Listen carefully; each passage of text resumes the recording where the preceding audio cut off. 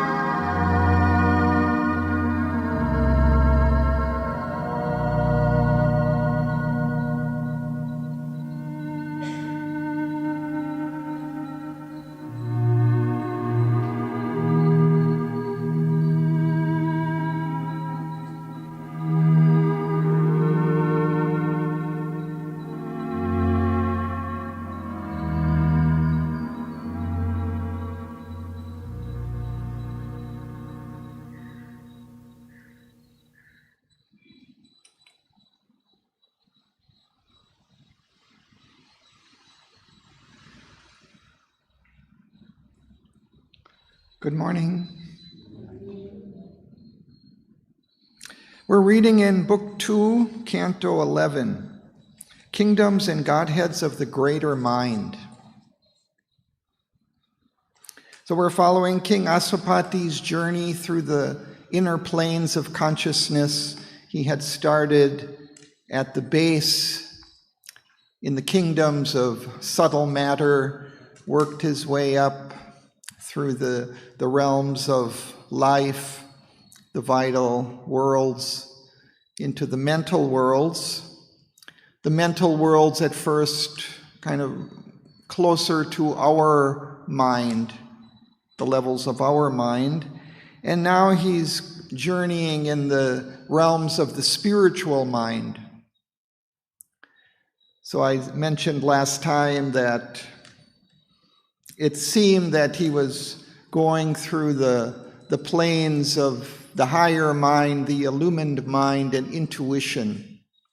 But it's hard. He doesn't mention those terms here, but it seemed to me that it may be that, because he's describing three different levels. And we were just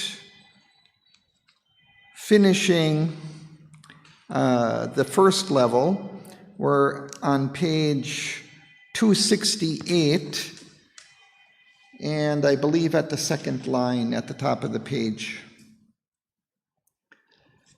So he had been going through that first realm. Already, he says on page 264, that though immortal, mighty, and divine, the first realms were close and kin to human mind. Their deities shape our greater thinking's roads. A fragment of their puissance can be ours. These breadths were not too broad for our souls to range. These heights were not too high for human hope. And then he says, a triple flight led to this triple world.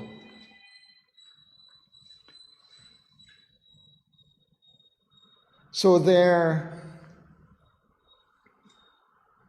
he meets these gods.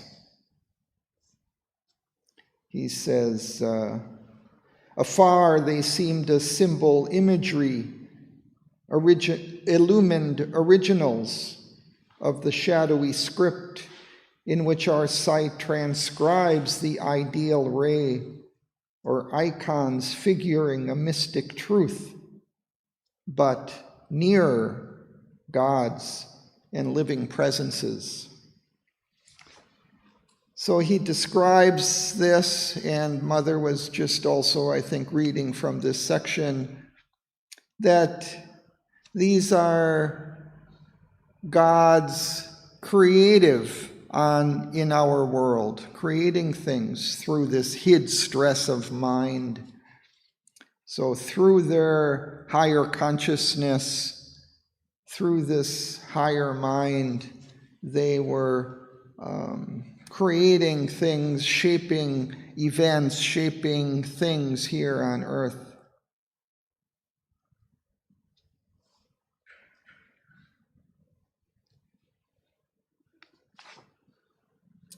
So let's begin reading.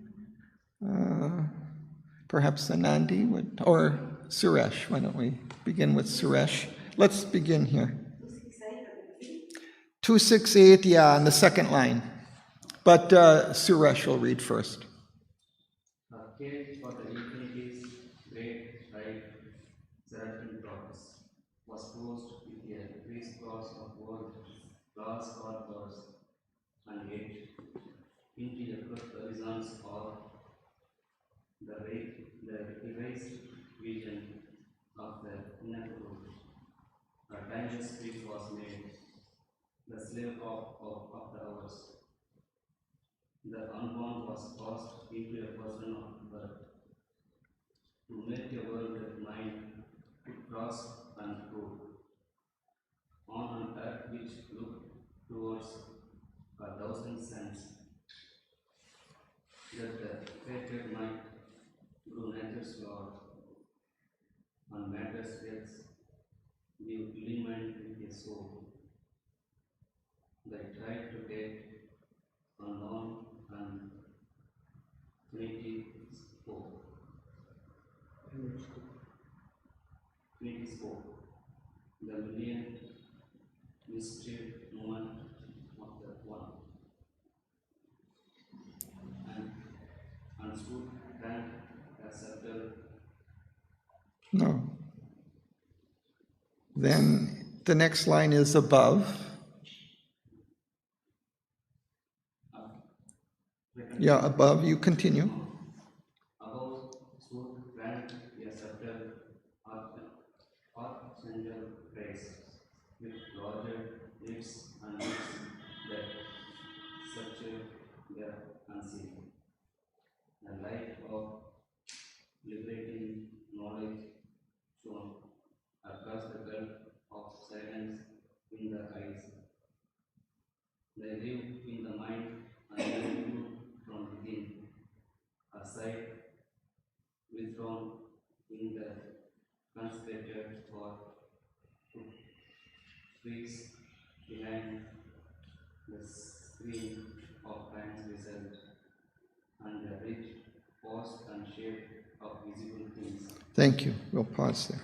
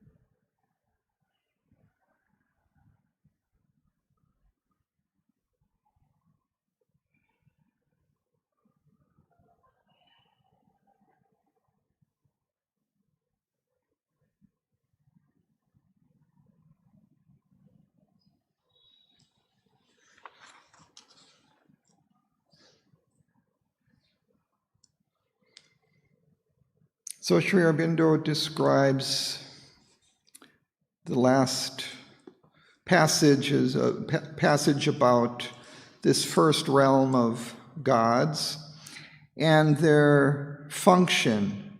What we see here is to cast into form these thoughts, these truths that they see with their mind, with their higher mind. So they put into a cage, kind of, they limit the infinite, putting it into forms. A cage for the infinite's great-eyed seraphim thoughts. Seraphim are celestial beings, hybrid celestial beings with human, animal, or bird-like characteristics, and they're typically throne guardians of the deity. So they guard the throne of the deity. So these are, godlike thoughts, but they're putting into form and protecting the infinite in a sense, but also putting into form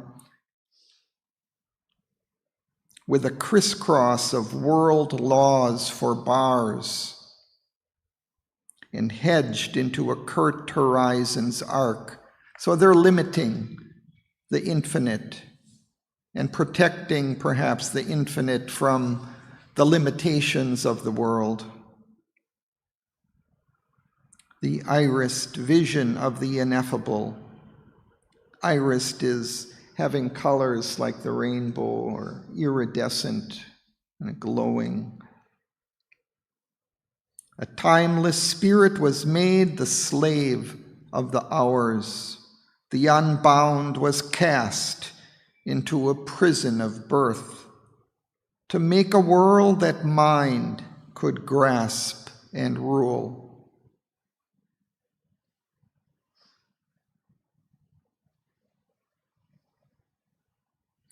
On an earth which looked towards 1,000 suns, this is a different earth than ours, but this world, that the created might grow nature's Lord, and matter's depths be illumined with a soul. They tied to date and norm and finite scope, the million mysteried movement of the one. This suggests then, in a sense, their function or their higher purpose, that the created might grow nature's Lord and matter's depths be illumined with a soul. This knowledge is so much needed for us human beings, that this was a process, that not we feel so insufficient. How this whole process was. It is so much needed that human beings get to know this. It's a long process. Yeah, it's not just a fall into unconsciousness, but there is a creation taking place from the higher levels, creating this, putting the infinite thoughts, let's say, of the divine into form here, and for a purpose that those forms themselves might be awakened to the truth within them and manifest that higher truth. Isn't it interesting he's using angels, the seraphim thoughts, and then we have this subtle archangel grace. It's above them. Right. So I read in the Sufi traditions how we're all angels, actually, and we start up there and then we come down to earth. So it's, and I don't know Sri Aurobindo's relation to angels, how he uses them in different places here. Do you have any thoughts on this thing about angels? Because there are all these races of angels. There's the seraphim and all the different ones.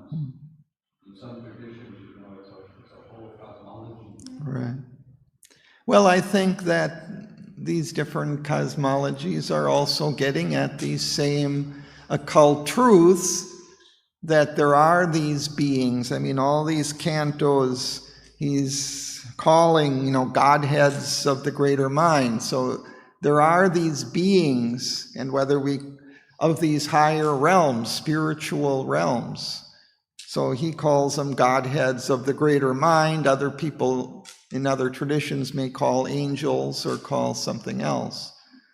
But they're all sensing and perhaps have, seen in their inner vision these beings or have encountered them.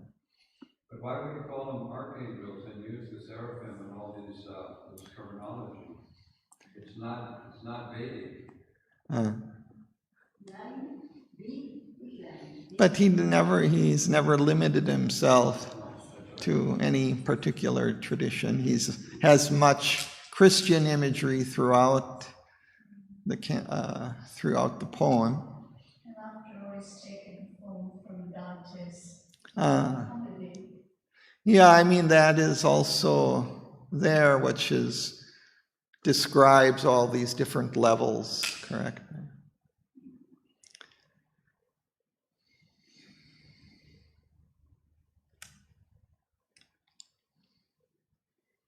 I think this knowledge was also in normal life by several people. I know from the mother from my mother died when my mother was 7 years old, and she said she will go, but she will be always with her. And our mother was conscious of it, and we all felt the presence. We had been supported by something. So I think that, and when I played this film Life After Life on my movie, then other people told them, yes, they have to experience that the grandfather incarnated again, or something like this.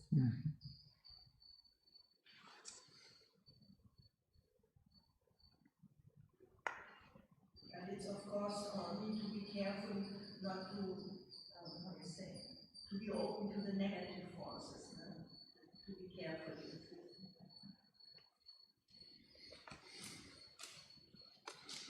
So Sri Aurobindo is now beginning at the paragraph break there, this description of the next realm. So he's calling them an archangel race. Archangels are kind of the highest angels or higher angels with larger lids and looks that search the unseen.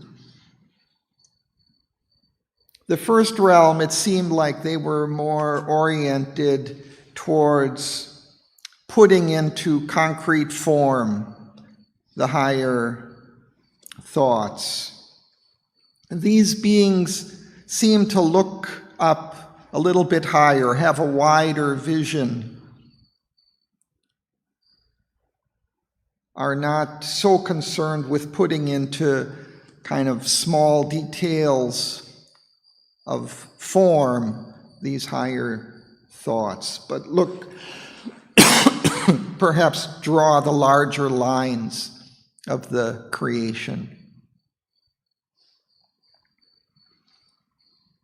So they lived in the mind and knew truth from within, a sight withdrawn in the concentrated heart, could pierce behind the screen of time's results and the rigid cast and shape of visible things.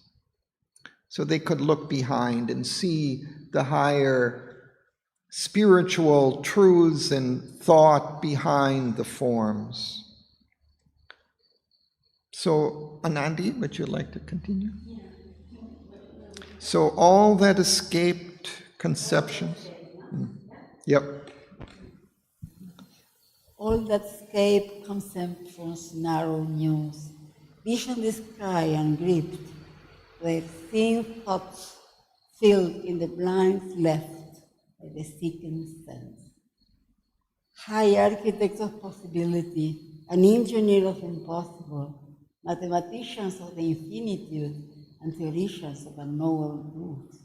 They formulate enigmas, postulate, and join the unknown, the apparent worlds. Acolytes, they wait upon the timeless power. The cycle of her works investigate.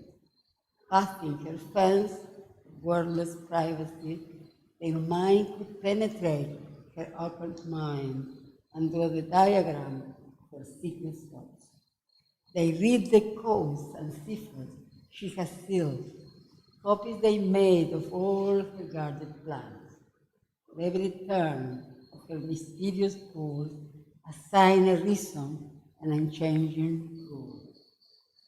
The unseen grew visible to student eyes, explained what the immense inconscious scheme. Audacious lines were traced upon the void. The infinite was reduced to square and cube. Thank you. Let's pause there.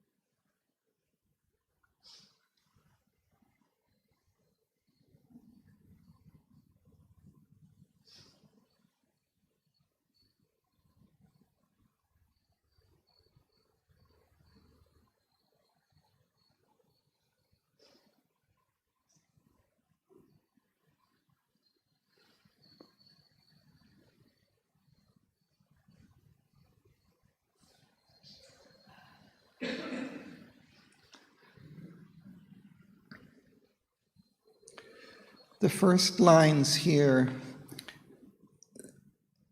may be kind of a clue of this transition from higher mind to illumined mind. For he says that all that escaped conception's narrow noose, vision descried and gripped, their seeing thoughts. So this is, I think, one of the kind of characteristic distinctions between these realms of higher mind and illumined mind. This illumined mind is more a mind of vision than of conception, of thought.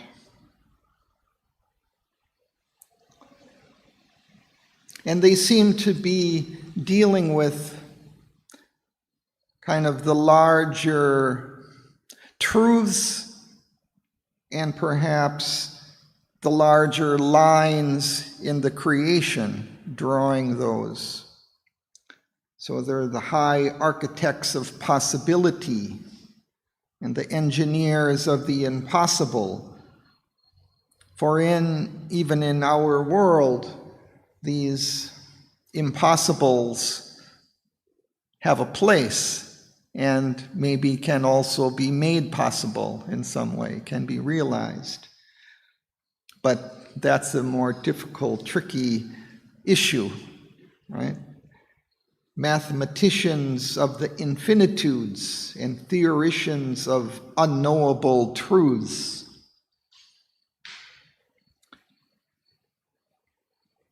So they're dealing also with the higher spiritual conceptions and truths.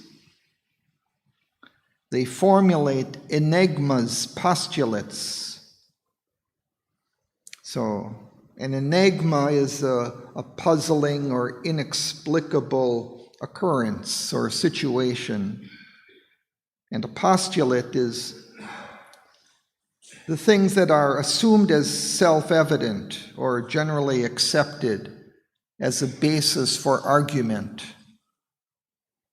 So they're the assumptions on which we operate, in a sense. So they formulate the basic assumptions on which these enigmas, these mysteries or puzzles can be based. And join the unknown to the apparent worlds. Acolytes, which are attendants or assistants, usually in a ceremony or often in religious ceremonies. Acolytes, they wait upon the timeless power. The cycle of her works investigate, passing her fence of wordless privacy. Their mind could penetrate her occult mind and draw the diagram of her secret thoughts. They read the codes and ciphers she had sealed. So ciphers, a secret method of writing as by transposition or substitution of letters with special symbols. So it's kind of a code. So they read the codes she had sealed, the higher consciousness had sealed. They're able to read these diagrams and translate them into forms. Copies they made of all her guarded plans. So her, who is this? Perhaps the Divine Mother, because he calls wait upon the timeless power. So I don't know, but could be her. For every turn of her mysterious course, assigned a reason and unchanging rule.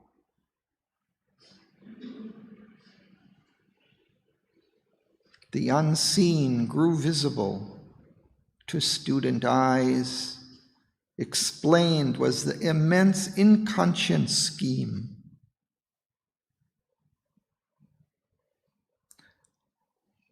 Audacious lines were traced upon the void.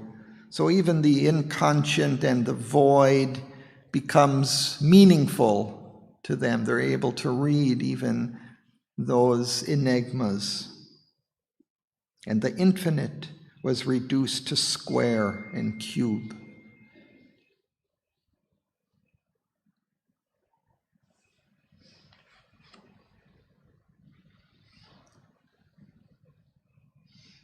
All of these different symbols also seem to have some power, that there are kind of real symbols for these different spiritual truths.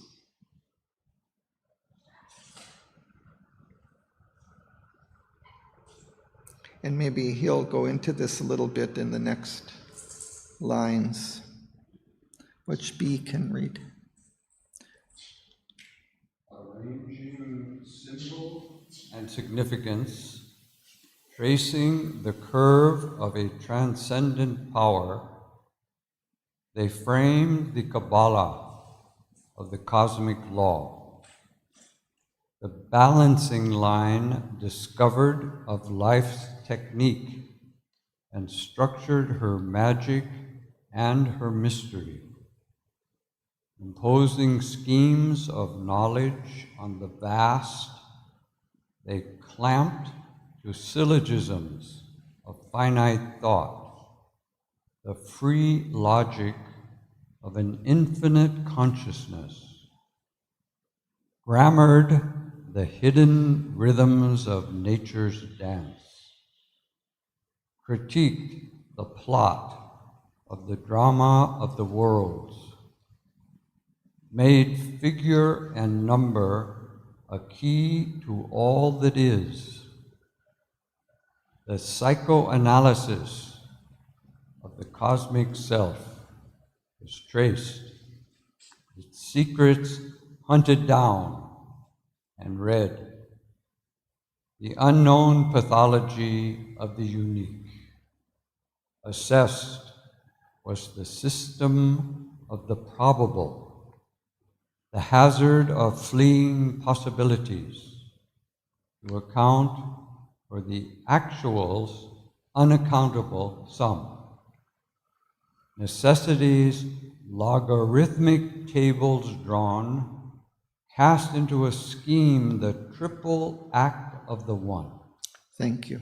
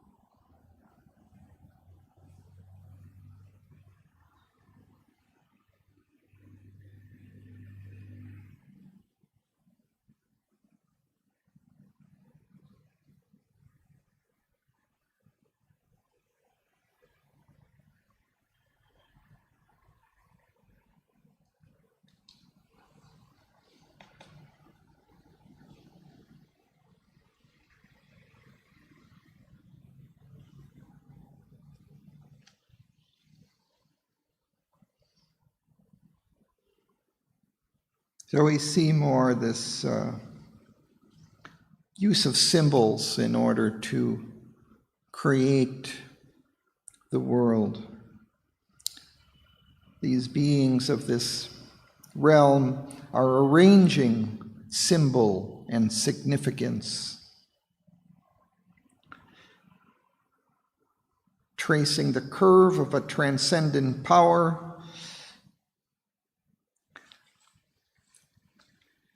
It's kind of interesting, this curve of a transcendent power. I'm not sure, I don't understand, but they talk about this curve of space also, and how the infinite universe is somehow curved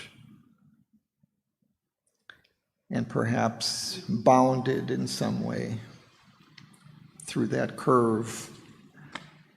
Why it's like that, or I don't know, something maybe to do with time and space, or It has to do with the infinite curve, doesn't it, of infinity. Oh. And the blood systems and everything in nature is doing these spiral dynamic kind of things. I think. So that's,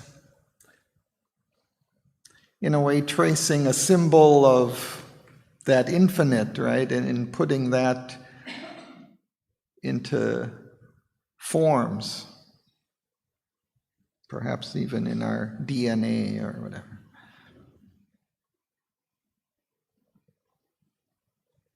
They framed the Kabbalah. So here we have Jewish mystical writings based on interpretation of hidden meanings in the Hebrew scriptures.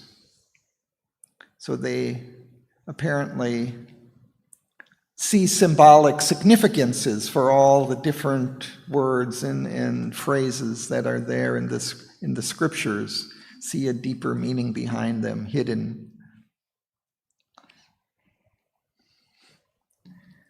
The balancing line discovered of life's technique. Somehow I think, of like the middle way of the Buddha, or somehow also we need to find this balance often between different extremes or possibilities that are there and walk along that balanced line rather than dipping over into one extreme or another, integrating both sides.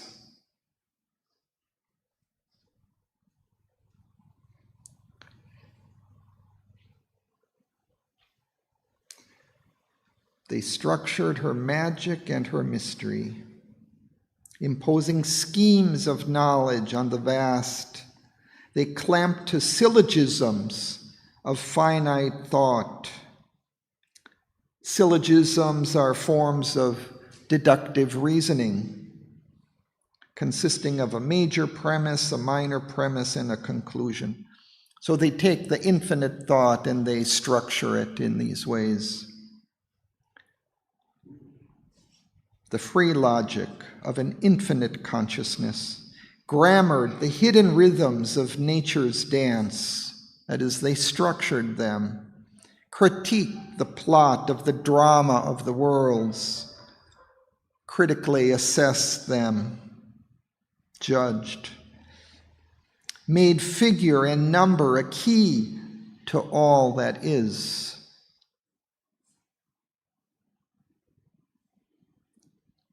And then the psychoanalysis of cosmic self was traced. So they even delved into the deep, hidden unconsciousness of the cosmic self to determine, again, this in psychoanalysis, when we go into the unconscious, it's full of these symbolic things. You know, things that we see in the dream are symbolic, have meanings, deeper meanings always. So the gods of this realm are able to decipher all of this. Was traced, its secrets hunted down, and read the unknown pathology of the unique. So it traces the sources of its pathology, of its illness, of its deformities that we see in our world, how things become disfigured and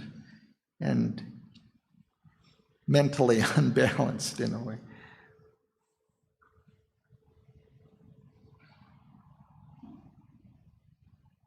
Assessed was the system of the probable. We always talk about probabilities in science and mathematics, even physics. The hazard of fleeing possibilities to account for the actual's unaccountable sum. We have these probabilities which we use to explain what's actually here.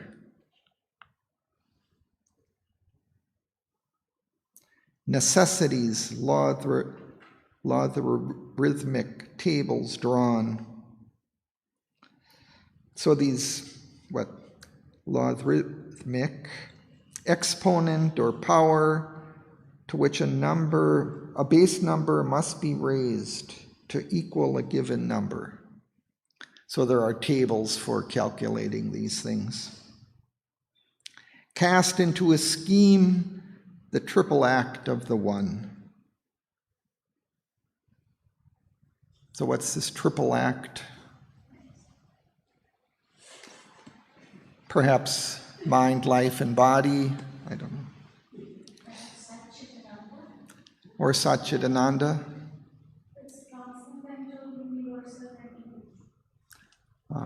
There's another.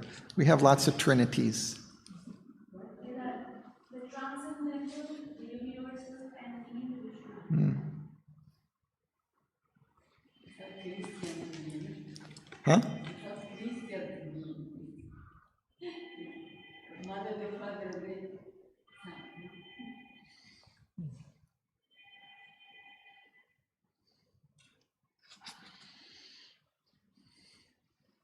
Even in, Sri Aurobindo's philosophy, we always, there are also these numbers are very significant, like he perceives 7 different primary planes of existence, right? There's Satchitananda, mind, life, and body, and then integrating them in that square, the supermind.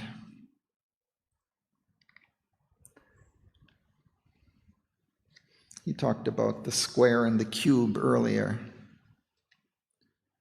The triple act, there's another thing is like The Sattva, the Rajas, and the Tamas. Yeah. Another trinity of existence, the basic elements of our lower life.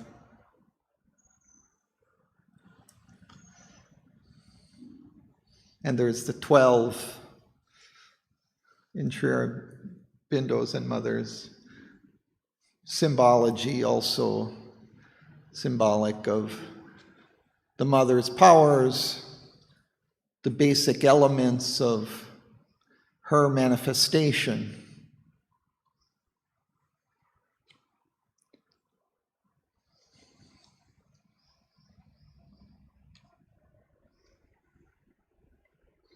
So we continue. Where are we now? Sir, would you like to read in the back?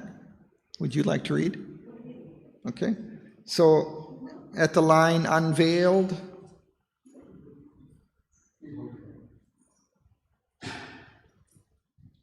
Oh.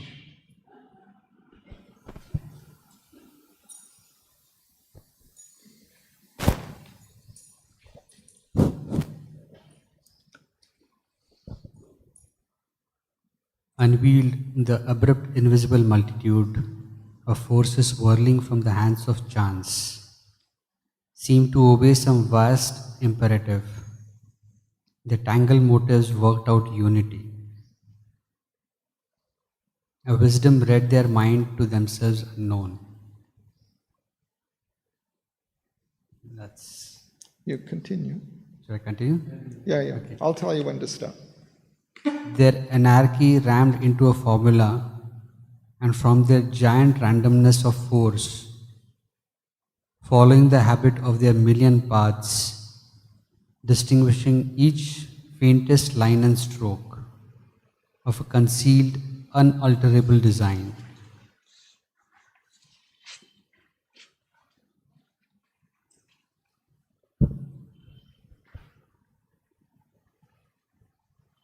Out of the chaos of the invisible's moods derived the calculus of destiny. In its bright pride of universal lore, mind's knowledge overtopped the omniscient's power, the eternal's winging eagle puissances.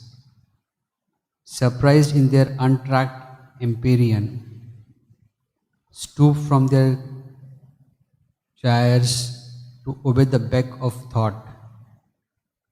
Each mysterious god, forced to revealing form, assigned his settled moves in nature's game, zigzagged at the gesture of a chess player will, across the checkerboard of cosmic fate. Thank you. Let's pause there.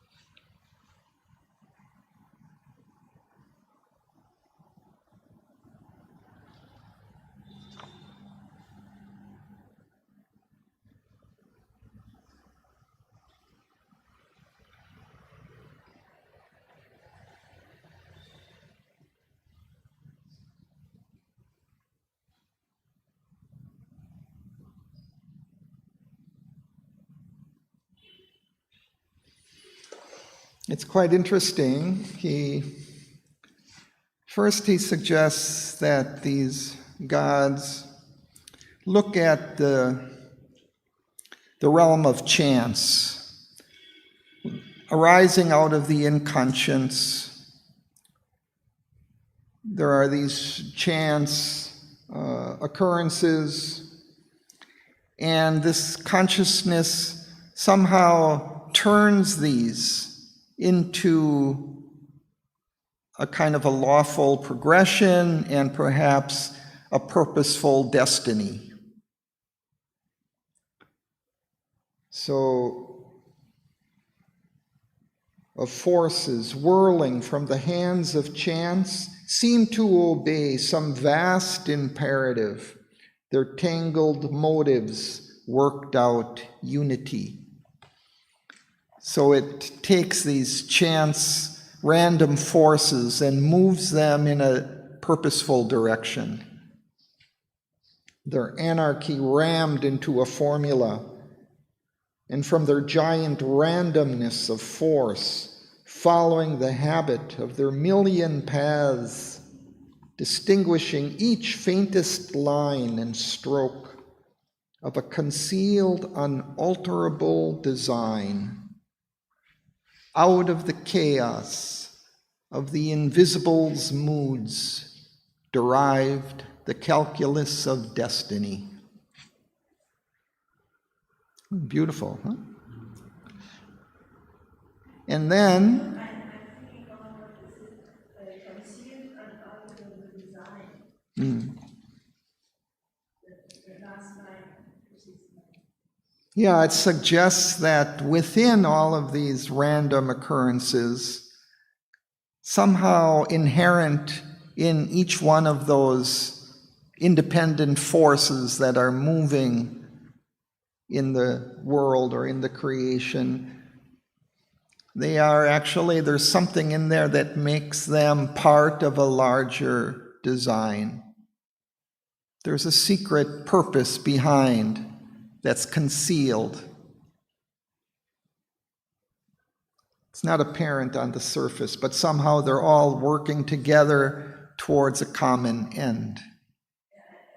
for me comes now that the question is also for my own personal human beings. Then we have the possibility to do this or that, but is then, let's say, at the end is something behind this guidance. So that would be the question behind. Yeah, for us too, sometimes our life seems like we're being kind of blown in the wind and we don't know where we're actually going or if, but still there is a inherent purpose behind those movements, those random shifts that take place in our life.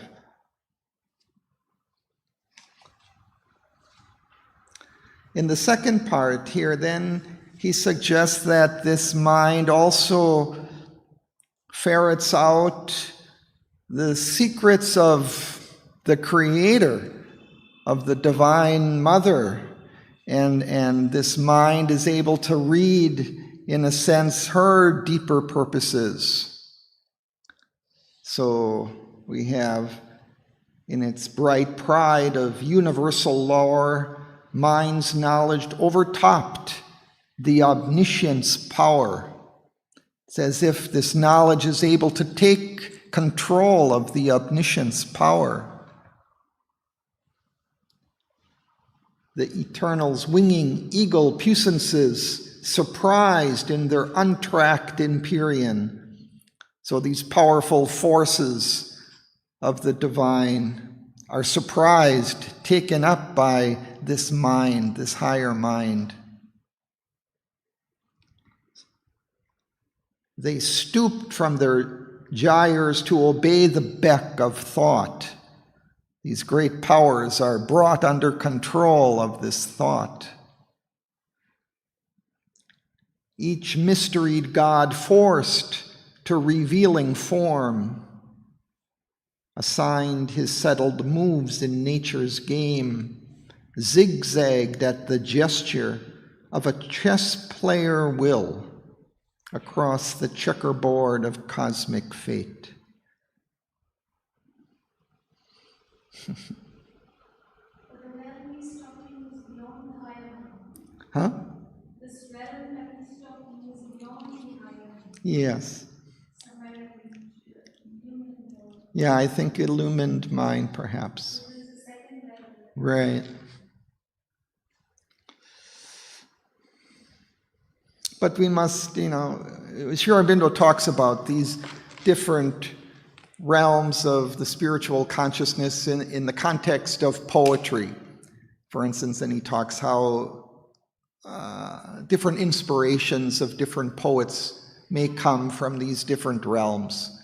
And he describes those influences coming down and how it affects the poetry and the vision or the thought substance of the poem.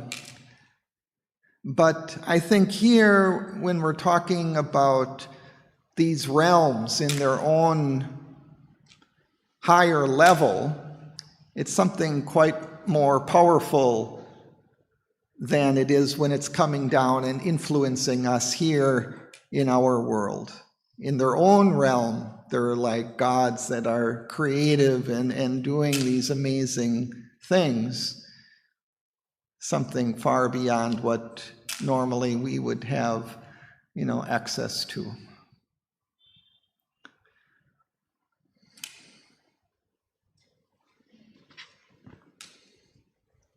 So we continue, you would.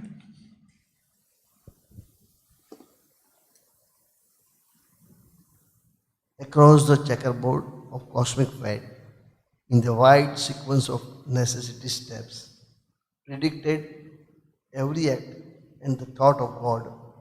It's a value weigh by the accountant mind, checked in his mathematized omnipotence, lost its divine aspect of miracle, and was a figure in a cosmic sum.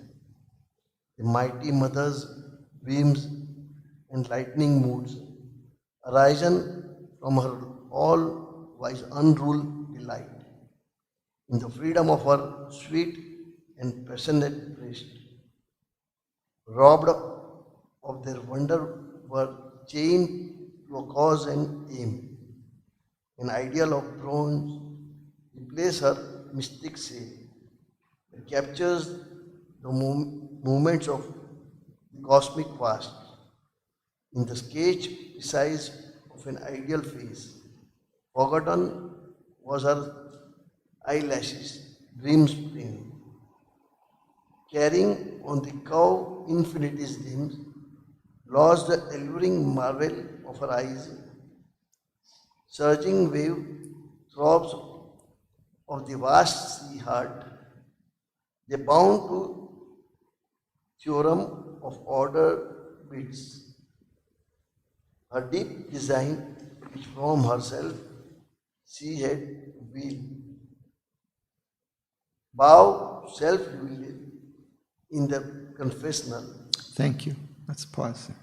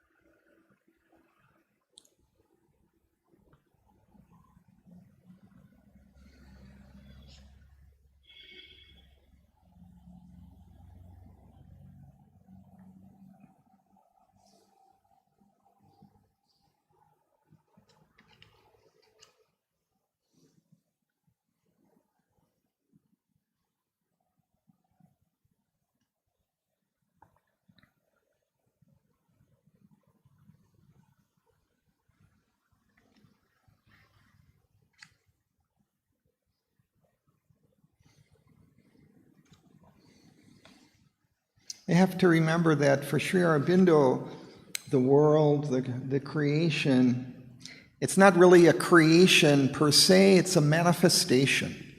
It's a manifestation of the divine. It's the divine put into form, into appearance.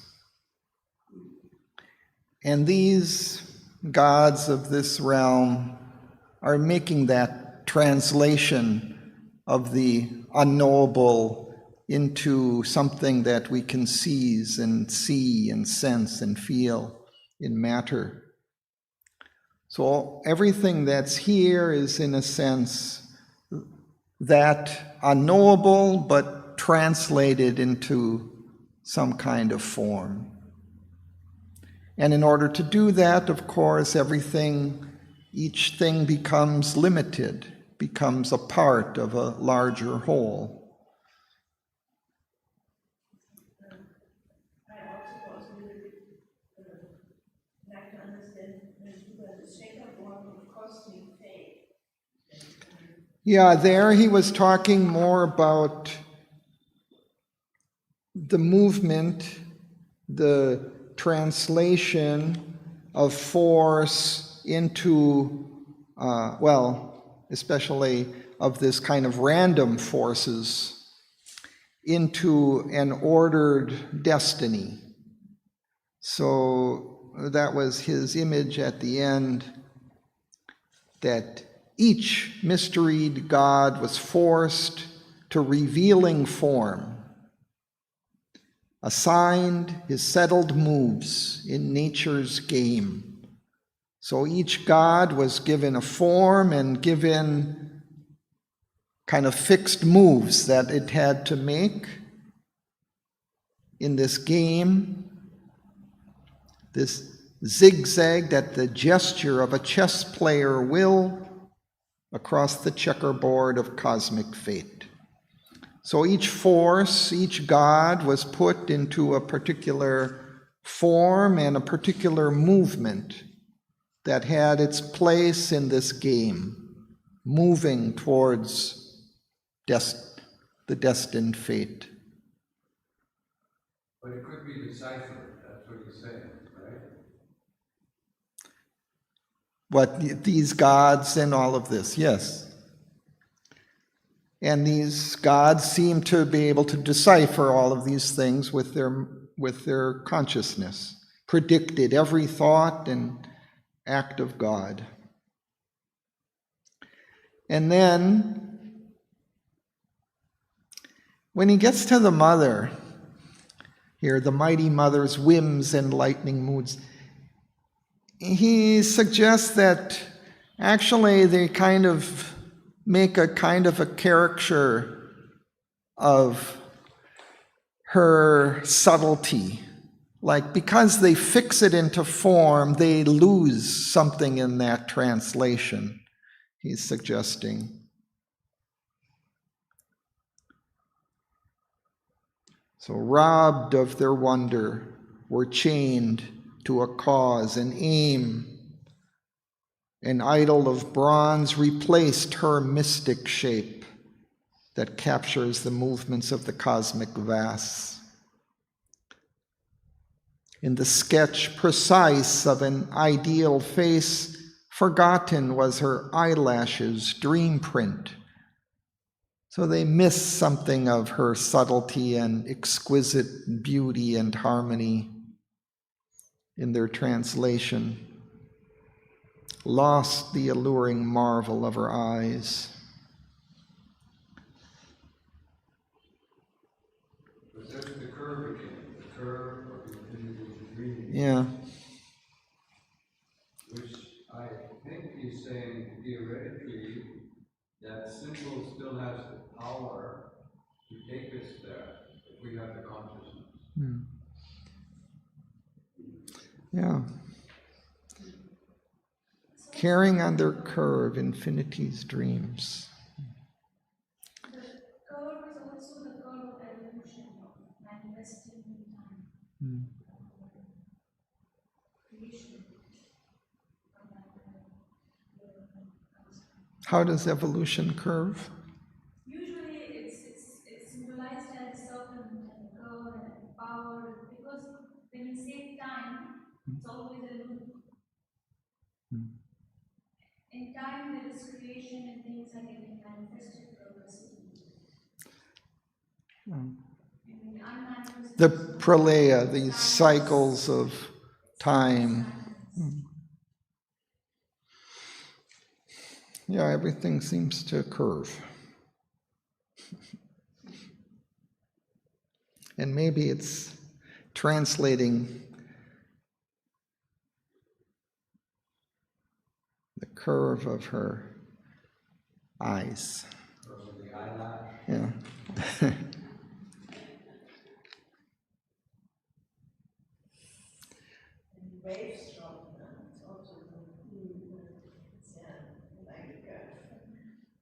See, it reminds me too of just how, in this amazing creation, then also the divine avatar takes birth here. So somehow,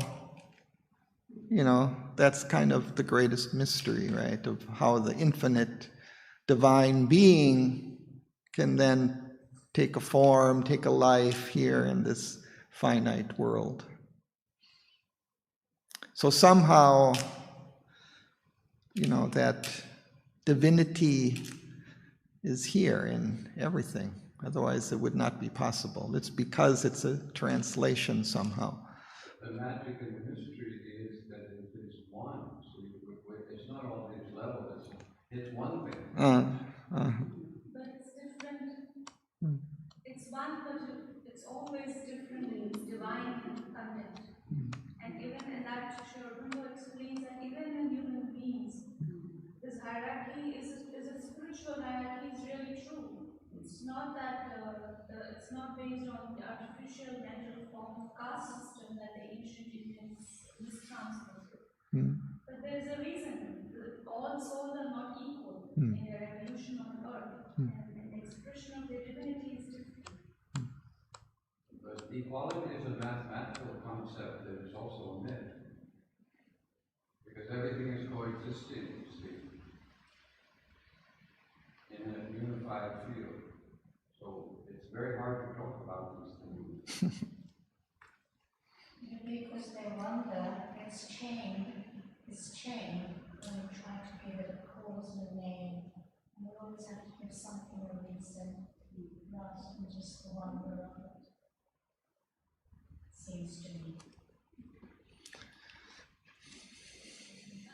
Well, that's the beauty of it, and perhaps the purpose of putting into form, that it's something that we can seize and marvel at and enjoy, instead of just being some kind of unseizable wonder or mystery or something.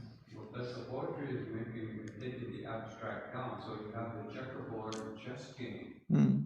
See, that's also unfathomable and has infinite moves.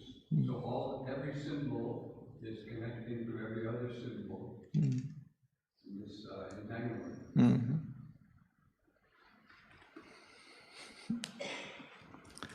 Okay, let's continue. Did you want to read? Okay, Grace. For the birth and death of the worlds. The birth and death of the worlds they fixed a date. The diameter of infinity was drawn, measured the distant arc, the unseen heights, and visualized the countless viewless depths, till all seemed known that in all time could be. All was coerced by number, name, and form. Nothing was left untold, incalculable. Yet was their wisdom circled with a hope. Truths they could find and hold, but not the one truth. The highest was to them unknowable.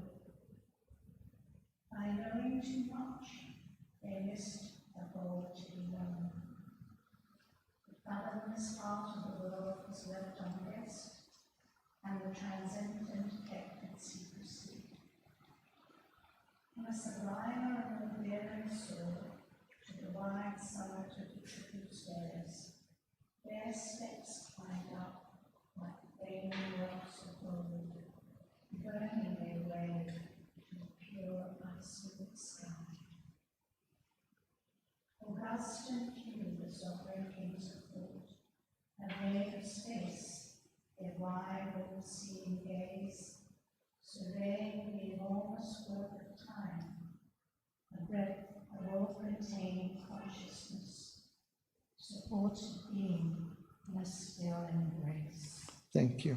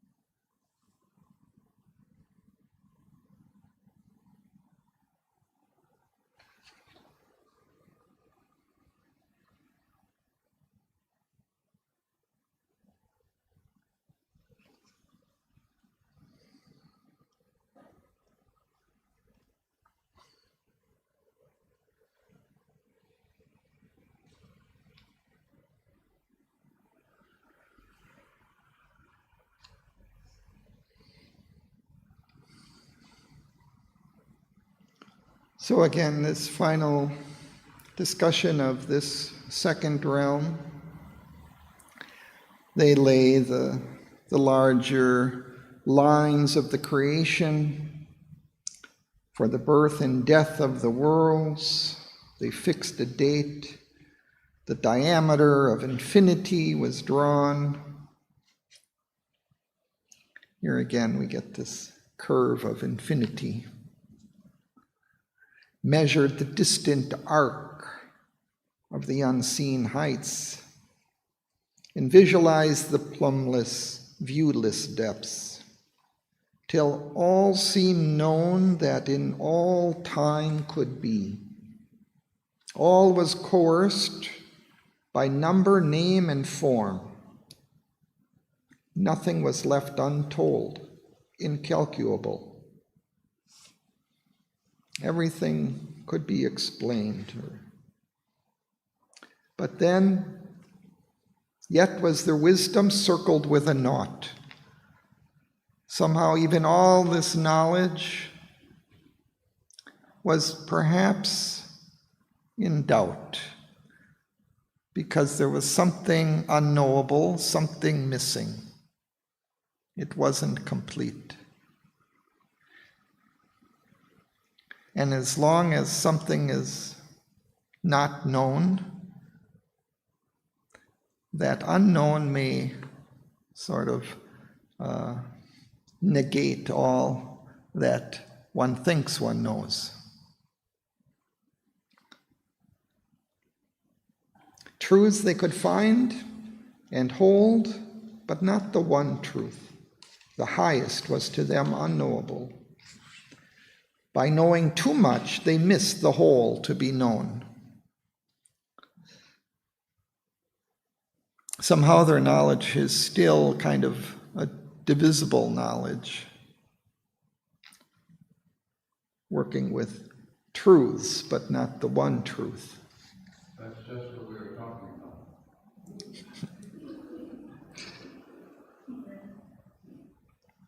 I think that's very also to know in the human mind that there are many truths, but there's one truth, this knowledge and thinking here.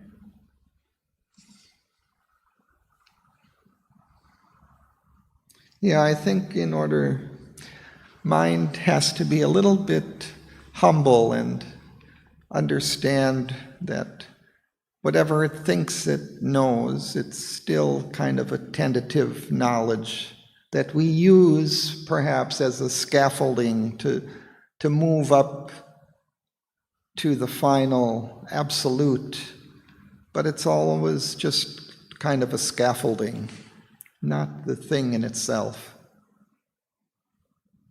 But behind the words, you see, we can go. Behind the scaffolding, we can go. Because we have that power. And then the one is there. Truth and the one are there. Mystically. But somehow we have to take a leap off of the scaffolding, no?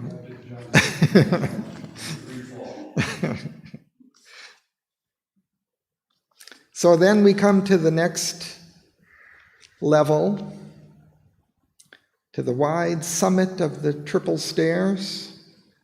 Bare steps climbed up like flaming rocks of gold, suggesting moving upwards perhaps to supermind, burning their way to a pure absolute sky. August and few, the sovereign kings of thought, have made of space their wide, all-seeing gaze. So they look over all things, surveying the enormous work of time, a breadth of all-containing consciousness, supported being in a still embrace. So this highest vision is looking out across all space and time. So is it giving the limitations of the attempts to capture it in number, name, and form in one part, and in the second part, it is giving the way to the higher elevation? Yeah, it's always, these are steps going up. It's a level on the way up towards the highest. But it's also the way in which, this world is somehow manifested. So through all of these symbols and forms and names, this world becomes a translation of that higher truth. It uses these formulas somehow. Precisely what it is doing. I think, is it saying that so many branches of knowledge, still there is something higher up? Yeah, now he's going to another higher level in this third realm, this third set of steps leading up to the truth. And it seems here that it's sort of effortless, as if the steps themselves are doing it. Mm-hmm. And then it seems like it's a realm of silence and stillness. Yeah.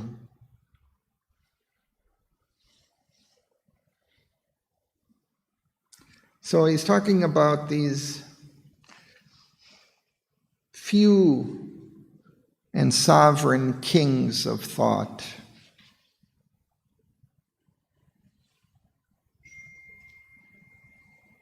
So above is this is this being, their supporting being in a still embrace. So in this kind of a stillness of consciousness.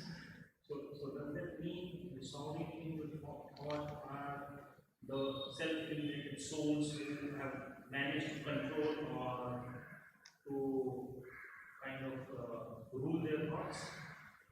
Is it trying to say something? Well, I don't know that he's talking about human beings that have climbed those steps. He's talking about worlds that exist above our world and beings living in those worlds. Although Aswapati, the king here, is somehow participating in that, he's identifying himself in a way with that consciousness, so maybe that's also a possibility for us.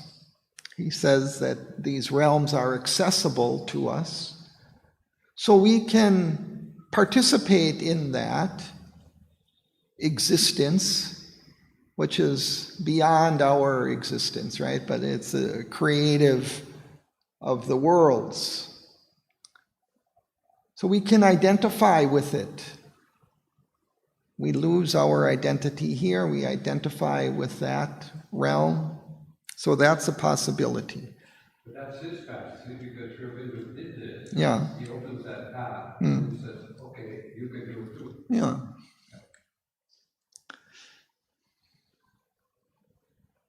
Actually, there's many saints and sages have gone.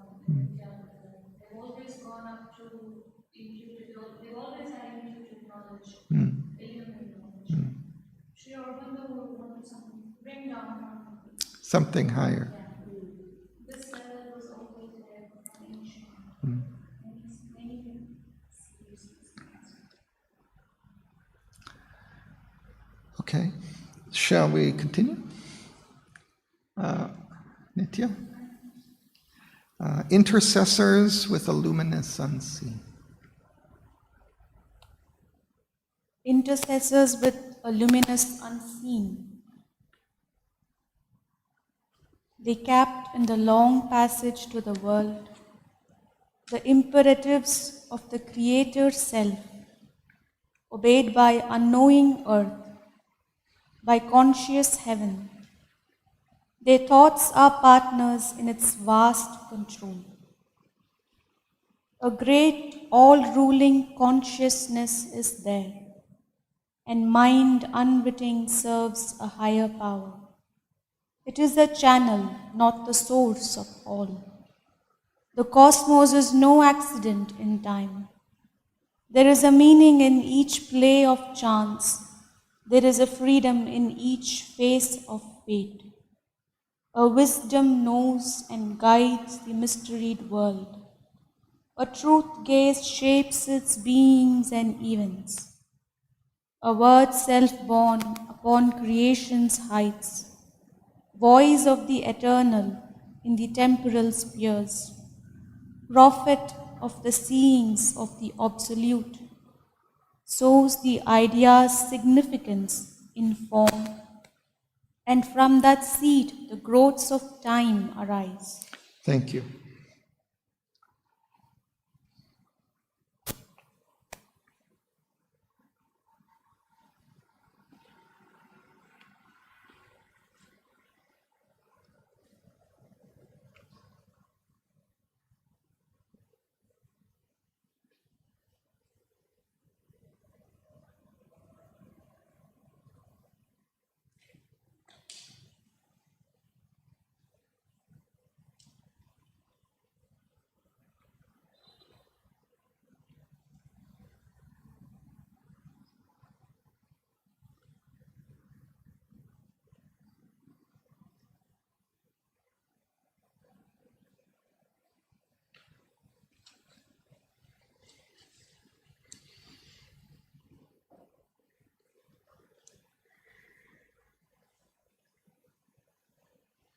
So again, it's as if these gods, these few kings of thought are, in a sense, managing the creation, but they're intercessors of the Supreme Being, the luminous unseen. They're channels. They're obedient to this higher divine presence within them, but they channel the force and the thoughts to make each thing in the creation significant, burdened with some deeper truth, translating into form the formless.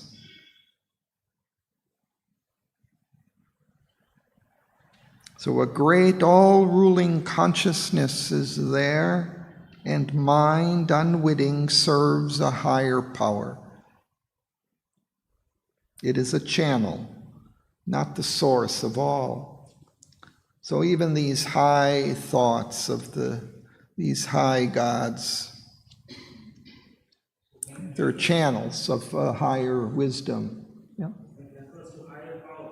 Yes. We're trying to distinguish between the tangible, the earth, the intangible, the conscious realm. Right. Still something higher than that. Yeah. There's something beyond all of this. And which is controlled by mind again.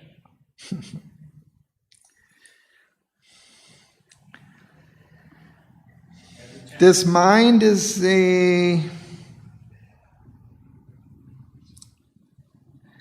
it's a channel. It's not the source. So there's something above that it is giving form to, that it's channeling into distinct, separate manifestations or forms. And then he talks about that higher truth above. He says, a wisdom knows and guides the mysteried world. A truth gaze shapes its beings and events.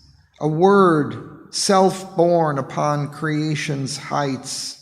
Voice of the eternal in the temporal spheres. Prophet of the seeings of the absolute.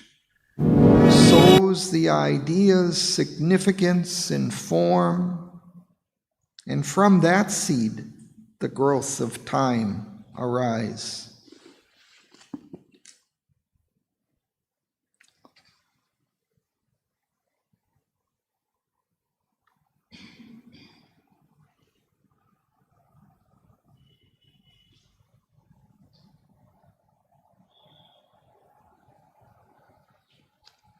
There's a strange word which I couldn't. They capped in the long passage to the world. And the only definition I could get of that is captained. It's kind of a short form of captain.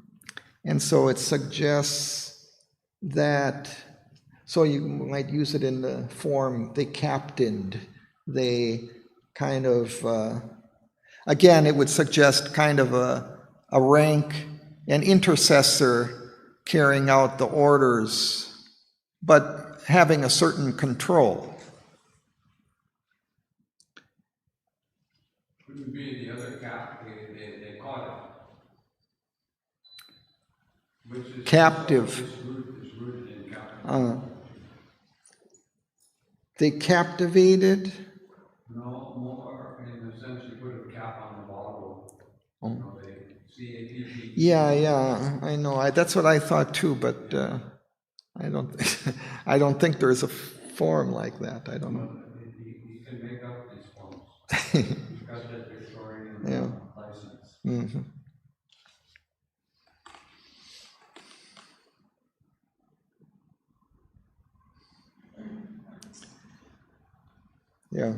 Yeah, it's a possible significance would fit there. So we see that these beings are serving a higher power, the divine consciousness here, and channelizing its powers and ideas, putting them into form. So I think we will stop there for today.